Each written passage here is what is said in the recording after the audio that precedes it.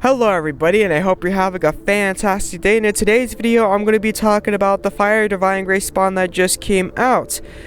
This monster is going to be literally based around the Emerald Dragon event, if you don't already know that.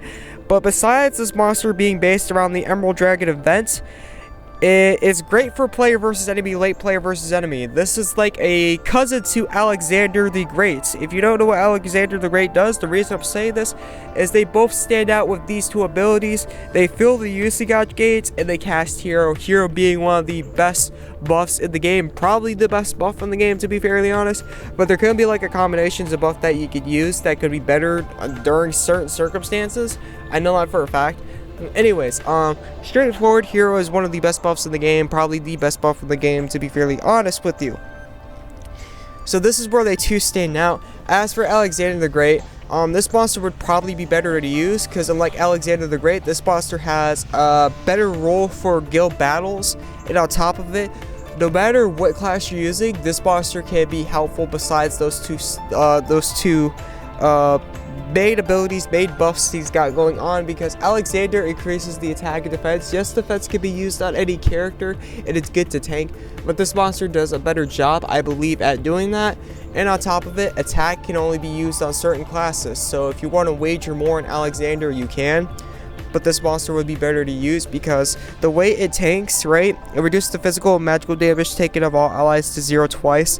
And increases the maximum HP of all allies, excluding yourself, by 100% for 90 seconds. Can be used on any class, not just like soldiers, lancers, and archers, to be fairly honest with you. And that's why this monster would be a better choice to use personally, I would say, instead of Alexander. Also, if you gain Unison faster than your teammates do, you could also use this monster to increase the use in, like, the way you use this monster, depending on how you use this monster could increase Unison gauge faster than Alexander, because it has the fill usage gauge of all allies excluding yourself by 20, so you could fill usage gauge quicker than Alexander depending on how you use this monster.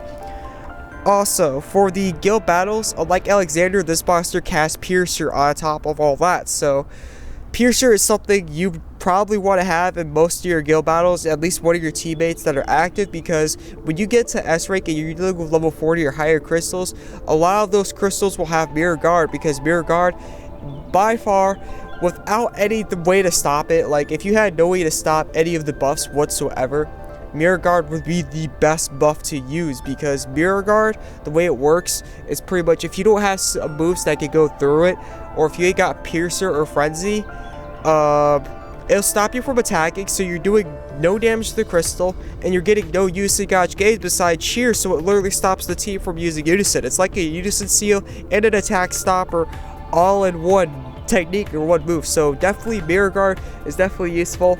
People are going to be using Mirror Guard a lot when you get to that later end game for rank, well, not rank guild battles, but guild battles in general, and that's why Piercer is useful. This is one of the best monsters used for Piercer as well, because this is the best monster that has Piercer that buffs the most. Holmes buffs, but it only buffs like 40% of all your stats, and it's only going to be your character. This monster instead casts Hero, so it increases the amount, like it pretty much doubles your stats. That's pretty much what it does. So this is a better monster to use when it comes to buffing as well. Like for Piercer, this is definitely the most recommended monster I could say to use for Piercer that buffs, because if you're a DPS dealer, this is going to help out a lot, trust me. So definitely, if you don't have Alexander, right, or you're interested in this type of monster, this is a good monster to use. If you don't have a Piercer monster, I definitely go for this monster, so that way you have something for rate guild battles. Okay, so with that being said, let's go over the rest of the Divine Grace spawn.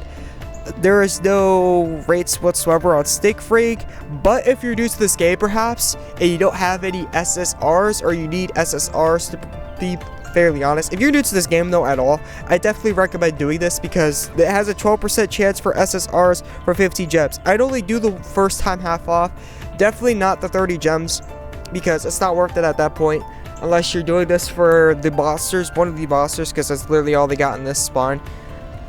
But for the first time half off for 15 gems, you do need SSRs, or you're new to this game, you will need SSRs.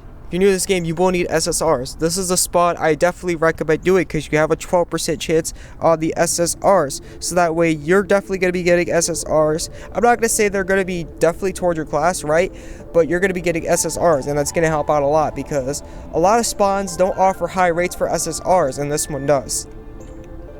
Keep in mind when you're doing the jackpot, the summoning scroll is going to have low rates. It's not impossible to get. For the most part, it's going to be pretty dang hard to get, at least in the global version. I'm not sure about the Japan version or how it's going to work out. Now that I think about it. But anyways, they offer 1k Divine Grace medals. So if you're not getting the summoning scroll, you're going to get 1k Divine Grace medals through the jackpot. That's not bad, depending on if you get jackpots a lot. Like if your luck with the treasure spawn and jackpots is great. And you're only going to be getting 400 or 200, which is more likely 200 than 400, by the way. Divine Grace medals through these side chests, so that's not exactly. It's a decent amount of medals. There are better medals. There are better medal spawns out there for Divine Grace and treasure spawn wise, but this is not a bad one. If you get the jackpot though, you're going to be getting medals on top of medals on top of medals on top of medals. So definitely, if your rates are good, definitely look at this if you're looking for some of the monsters. And like literally said, they have nothing through the medal exchange except for fire monsters. All these monsters are fire monsters. So if you need these, perhaps this is also, I'm not going to say the best way to get them. They have done monster treasure spawns out there that literally offer like 2k medals during the jackpot if you don't get one of the summoning scrolls. So if you want those types of monsters, I definitely wait for those. But if you can't wait, I guess this is something I wouldn't really recommend doing, but this is not really all too bad either, to be fairly honest, if you're looking for these monsters, because these monsters, again, most of these monsters, except for like Juliet, if you're doing this for Juliet, definitely don't do this for Juliet. And I definitely wouldn't do this for Patty Mari, but like I said, like I can't say the name, Brahma, Nicaris, Alexander, those monsters are rare and usually are not in gem spawns at all, 0. So those monsters may take a while to come back, to be fairly honest. So this may be one of the few only opportunities for you to get these monsters. Well, not Brahma and Nicaris, but they're going to be harder to get since they're 35 cost monsters. The rates on them are kind of going to be hard to obtain, even through step up spots, because you got to go through 32s, 33s, and 34s first before you get to these 35 cost monsters, to be fairly honest.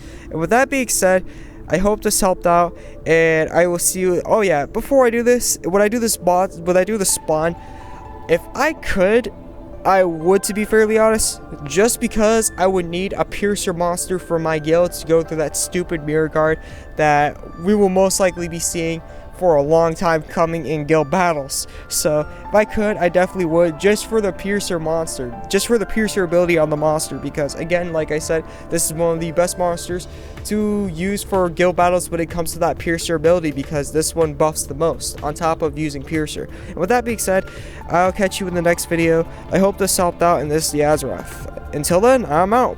Peace.